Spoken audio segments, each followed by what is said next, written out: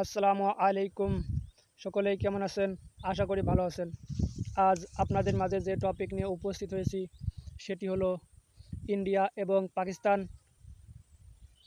এরা দুই চিরপ্রতিদ্বন্দ্বী আজ রাত ৮টার সময় মাঠে নামছে আইসিসি টি-20 ওয়ার্ল্ড কাপ 2024-এর গ্রুপ পর্বের ম্যাচে।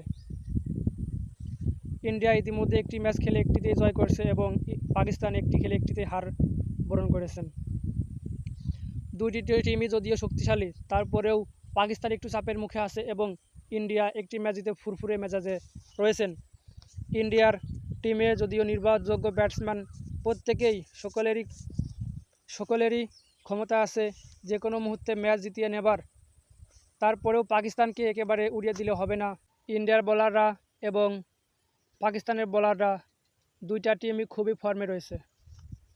যদিও পাকিস্তানের ব্যাটাররা একটু ভুগছেন, যদি ফর্মে ফিরে আসে তাহলে ইন্ডিয়ার ঠকাতে অবশ্যই কষ্টকর হবে। ইন্ডিয়ার টিম বা ম্যানেজমেন্ট যাই বলেন না কেন, প্রত্যেকেই তাদের সেরাটা দেবার জন্য নানা রকম ফন্দি খাটবে। এজন্য বলছি, বাংলাদেশ সময় রাত 8:30টায় এবং ইন্ডিয়ান সময় রাত 8টার সময় এই ম্যাচটি অনুষ্ঠিত হবে।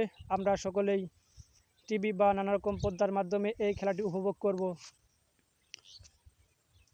ইন্ডিয়া যদিও ভালো টিম, ইন্ডিয়ার মধ্যে অনেক ভালো মানের প্লেয়ার রয়েছে। তাদের মধ্যে বেশি সুনামধন্য ব্যাটসম্যান হলেন বিরাট কোহলি এবং রোহিত শর্মা।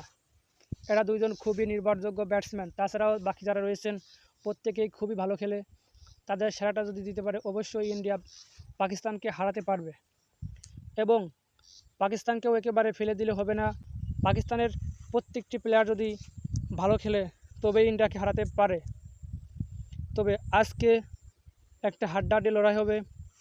আমরা সকলেই ইন্ডিয়া এবং পাকিস্তানের মধ্যকার এই টি-20 ওয়ার্ল্ড কাপের ম্যাচটি উপভোগ করব।